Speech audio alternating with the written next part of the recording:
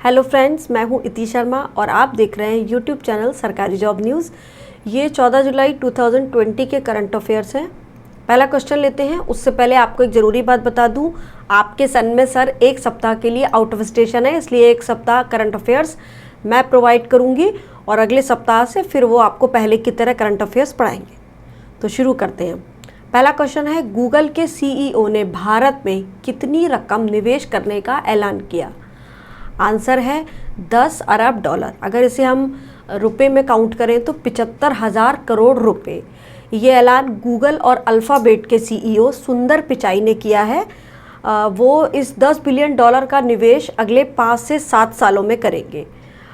ये घोषणा उन्होंने सालाना गूगल फॉर इंडिया इवेंट के दौरान की थी। इस बार ये कार्यक्रम डिजिटल तरीके से हुआ।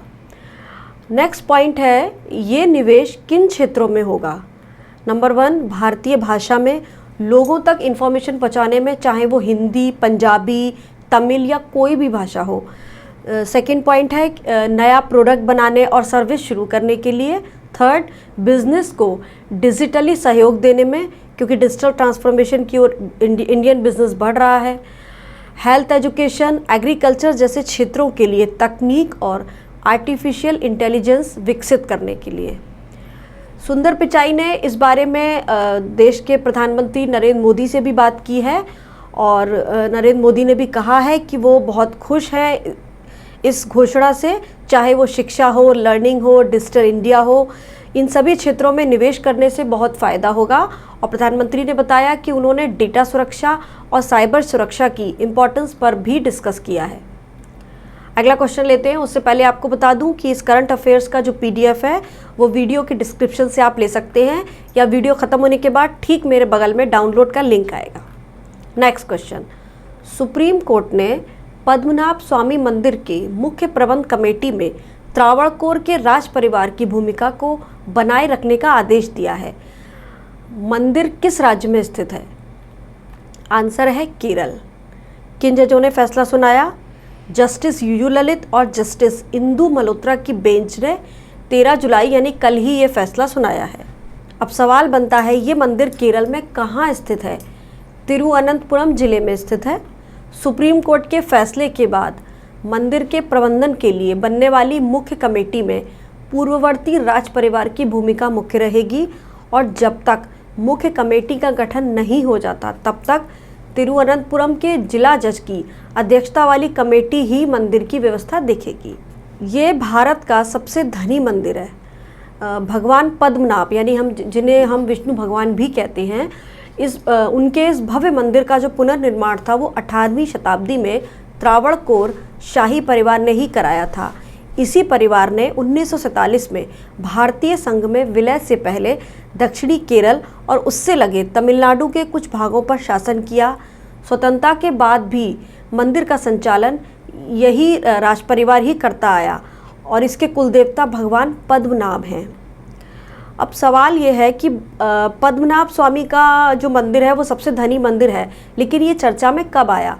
जब वर्ष 2011 में सुप्रीम कोर्ट ने इसकी तिजोरी खोलने का आदेश दिया और जब ये तिजोरी खोली गई तो उसमें से 1 लाख करोड़ की संपत्ति और आभूषण निकले थे। तब से ये चर्चा में आया था।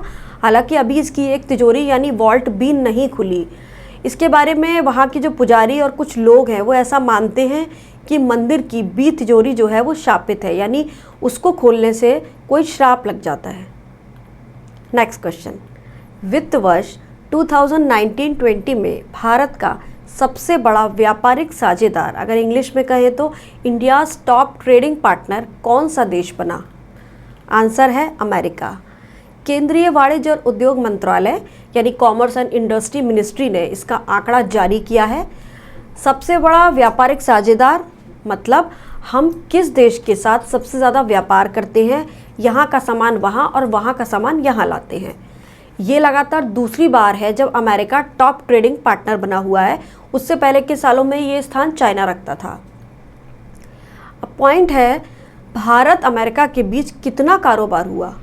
भारत और अमेरिका के बीच 2019-20 में द्विपक्षीय व्यापार यानी बायलैटरल ट्रेड 88.75 बिलियन अमेरिकी डॉलर हो गया है, जबकि उससे पहले के साल यानी 2018-19 में ये 87.96 बिलियन अमेरिकी डॉलर था। मतलब भारत और अमेरिका के बीच 17.42 बिलियन डॉलर के कारोबार की बढ़ोतरी हुई है। अब इस पर नेक्स्ट पॉइंट है, अमेरिका से कारोबार में फ़ायदा या नुकसान।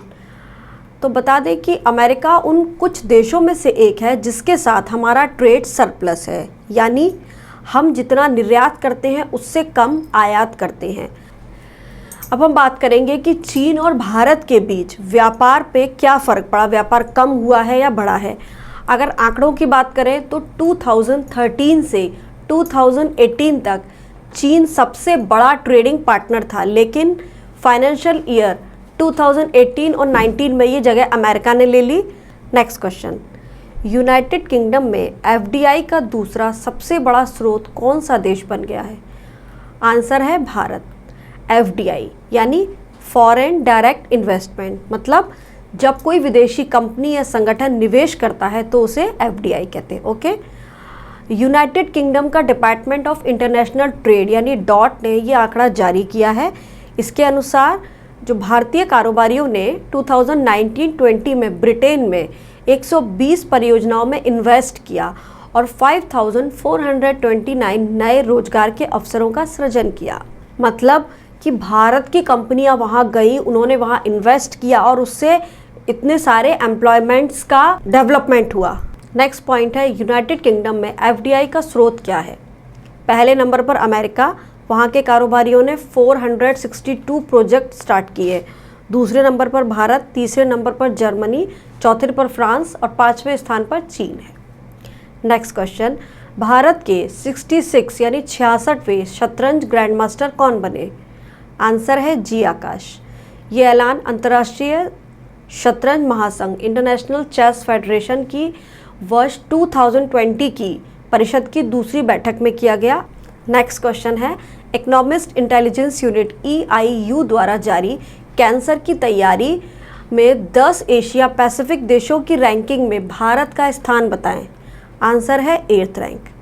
और ये जो रिपोर्ट जारी हुई है इसका नाम है cancer preparedness in Asia Pacific progress towards universal cancer control. मतलब हम कैंसर मरीजों के इलाज की तैयारी के मामले में किस स्तर पर हैं। इस रिपोर्ट में 10 देशों को शामिल किया गया है जो एशिया प्रशांत देश हैं, जिसमें ऑस्ट्रेलिया, चीन, Bharat, Indonesia, Japan, Malaysia, Philippines, दक्षिण कोरिया, थाईलैंड और वियतनाम हैं। अब रैंकिंग की अगर बात करें तो ऑस्ट्रेलिया इसमें नंबर 1 पर है, नंबर 2 पे दक्षिण कोरिया है, नंबर 3 पे मलेशिया और भारत का स्थान 8th है। EIU का मुख्यालय कहाँ है? लंदन, यूनाइटेड किंगडम में। और इसके CEO कौन है? रॉबिन बेव। नेक्स्ट क्वेश्चन, हाल ही में सिंगापुर के प्रधानमंत्री कौन बने? आंसर है सियन लू। उन्होंने लगातार चौथी बार प्रधानमंत्री का पद संभाला है। वर्ष 2006 में वो प्रधानमंत्री बने थे, तब से लगातार वो इसी पद पर हैं। उनकी पार्टी का नाम है People's Action Party. Next question, Poland के राष्ट्रपति पद का चुनाव किसने जीता? आंसर है एंड्रेस दुडा। वो इस वक्त राष्ट्रपति हैं और फिर से अगले 5 साल के लिए प्रेसिडेंट चुन लिए गए हैं। पोलैंड एक यूरोपीय देश है और इसकी मुद्रा है euro. Next question, Asia cup 2020 कब तक के लिए स्थगित कर दिया है? आंसर है जून 2021। एशियाई क्रिकेट परिषद यानी ACC ने कोविड-19 के चलते इसे स्थगित किया है। इस साल एशिया कप का आयोजन सितंबर में होना था। वैसे तो टूर्नामेंट पाकिस्तान में होना था, लेकिन सुरक्षा कारणों की वजह से इसे श्रीलंका में करने की उम्मीद है और अगले साल अब ये श्रीलंका में ही होगा। नेक्स्ट क्वेश्चन, संयुक्त राष्ट्र ने किस दिन को मलाला दिवस के रूप में घोषित किया था? आंसर है 12 जुलाई। दरअसल 12 जुलाई 2013 को संयुक्त राष्ट्र महासभा के विशेष सत्र में यूसुफ मलाला ने संबोधित किया था और इस दिन उनका बर्थडे भी होता है। वो पाकिस्तान की रहने वाली हैं। वो चर्चा में तब आई थी जब लड़कियों की शिक्षा के लिए आवाज़ उठाने के कारण तालिबान ने 2012 में उन्हें गोली मार दी थी। इसके बाद वो बच गई थी और दुनिया भर में लड़कियों की शिक्षा को लेकर जागरूकता फैलाती हैं। Yusuf Malala international best seller I am Malala नामक पुस्तक की सह लेखिका भी हैं और इसके अलावा दुनिया का सबसे बड़ा शांति पुरस्कार नोबेल प्राइज़ भी वो जीत चुकी हैं।